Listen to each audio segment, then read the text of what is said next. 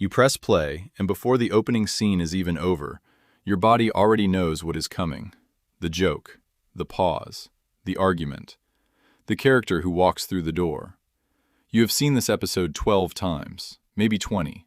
You could quote half of it without looking at the screen. And still, after a long day, this is the thing you choose. Not the new series everyone is talking about, not the film sitting in your watch list for 6 months. The old one, the familiar one, the story that cannot surprise you anymore. People sometimes treat this as laziness. Why watch something you already know? Why waste time repeating the same thing when there are thousands of new stories waiting? But that question misunderstands what the person is actually returning to. They are not always returning to the plot. Sometimes they are returning to a nervous system state. The show is not entertainment anymore. It is a place. And the reason they keep going back may reveal something about how they handle uncertainty, exhaustion, memory, and even change itself. The strange part is that the same behavior can mean completely different things. One person rewatches because familiarity genuinely restores them. Another rewatches because novelty asks for more emotional energy than they have. Another is visiting a version of themselves that only seems reachable through an old scene. And another is avoiding the discomfort of entering anything whose ending they cannot control. From the outside, everyone is sitting on the same couch. Inside, they are doing different psychological work. Think about what watching something new actually requires. New characters have to be learned. Motives have to be tracked. The brain has to decide who matters, what details are important, what danger is real, what joke is setting up another joke, whether the story is going somewhere worth following. Even passive entertainment is not fully passive. Attention is constantly sorting. Prediction is constantly updating. Newness creates uncertainty, and uncertainty requires processing. Familiar content removes most of that demand. The brain already knows the map. No one needs to be introduced. No betrayal is unexpected. No major character can truly disappear because you already know whether they return. The story still moves, but psychologically the viewer is standing in a room where every door has already been opened once. This is the central metaphor. A comfort show is an emotional room where everything dangerous has already happened. The argument has already ended. The breakup has already been survived. The frightening scene has already lost the power of surprise. Even sadness becomes predictable. And predictable sadness can feel safer than unpredictable reality. That is why people can watch something emotional again and still find it comforting. The feeling is real, but the uncertainty has been removed. You know where the pain begins. You know how long it lasts. You know what comes after it. There is another reason the familiar can feel disproportionately powerful after stressful periods. It reduces the number of predictions the brain has to make. In ordinary life, attention keeps asking, what happens next? Will this conversation become awkward? Will the email contain bad news? Will the plan change? Will I understand what is expected of me? A known story answers those questions in advance. The viewer is not forced to stay alert for a surprise. That creates a rare psychological experience, engagement without vigilance. You are still feeling, laughing, anticipating, and remembering, but you are not required to protect yourself from the unknown. For someone whose days contain a lot of responsibility, social monitoring, or uncertainty, that difference can make the familiar feel unusually restorative. It is not that the show has become more entertaining, it has become less demanding. Real life rarely gives you that structure. A stressful job does not tell you which episode the conflict ends in. A relationship problem does not reveal whether the next conversation repairs or destroys something. Money problems do not come with a season finale. The future keeps its spoilers hidden. Familiar stories do the opposite. They offer emotion without the threat of not knowing. For someone living through a period of high uncertainty, that can be deeply regulating. But the emotional effect goes deeper than reducing mental work.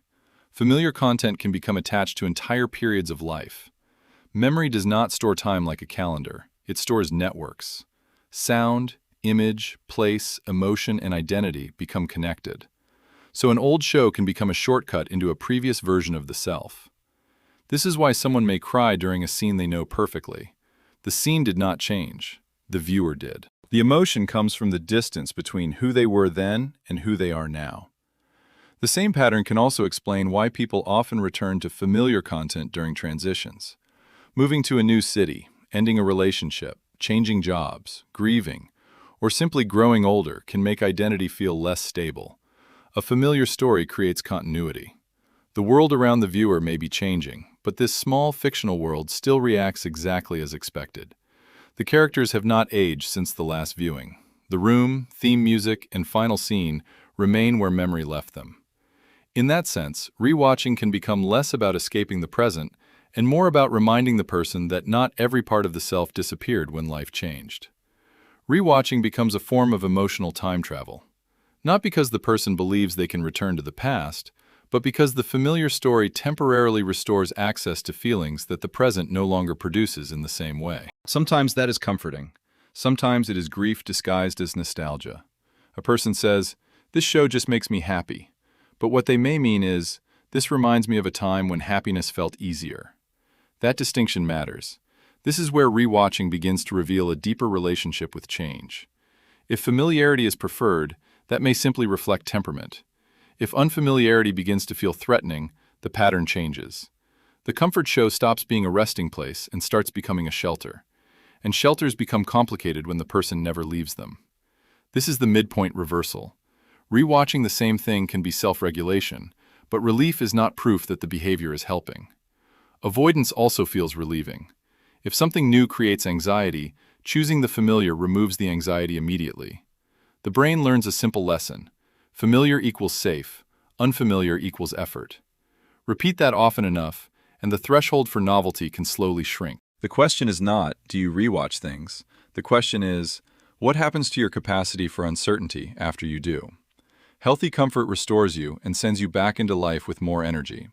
Avoidant comfort makes the outside world feel slightly harder every time you return. The behavior looks identical, the direction is different. There is also another kind of rewatcher, the person who uses familiarity not to avoid complexity, but to deepen it. For these people, repetition is not the opposite of novelty. Repetition creates a different kind of novelty. The surface is familiar enough that hidden layers become visible. That is why rewatching can become psychologically revealing. This can be one of the quiet pleasures of returning to familiar art. It shows you who you have become. But there is still another layer, and this one is almost invisible. Familiar shows can become social substitutes. Not replacements for relationships exactly, but predictable forms of company. In periods of loneliness, grief, burnout, or social exhaustion, this can create a sense of presence without interpersonal demand. The room feels less empty. A familiar voice fills the silence. The person is not interacting, but they are also not completely alone with their thoughts. That can be soothing. Yet again, the same mechanism can become protective in a way that narrows life. Predictable company can feel easier than real company because real people contain uncertainty. So the comfort show can become the perfect low-risk relationship, emotionally familiar, permanently available, and incapable of asking for anything back. The question is whether it supplements connection or quietly replaces it. This is why simple labels fail. Rewatching is not evidence that someone is stuck. It is not evidence that they are deep. It is not evidence that they are anxious, nostalgic, intelligent, or emotionally avoidant. It is a behavior. The psychology appears in the function. And that may be why these shows become so powerful. They are emotionally reusable. The story remains fixed, but the viewer brings a different nervous system to it each time. Return to the couch from the beginning. The streaming service is still offering thousands of options, new releases, trending series, award-winning films. Your thumb moves past all of them. Then the familiar title appears. You know the opening scene. You know the ending. You know there will be no surprise. You press play. Maybe that choice means nothing more than tiredness. Maybe it means you miss who you were when you first watched it. Maybe the world has become too unpredictable, and you want 90 minutes where every outcome is already known.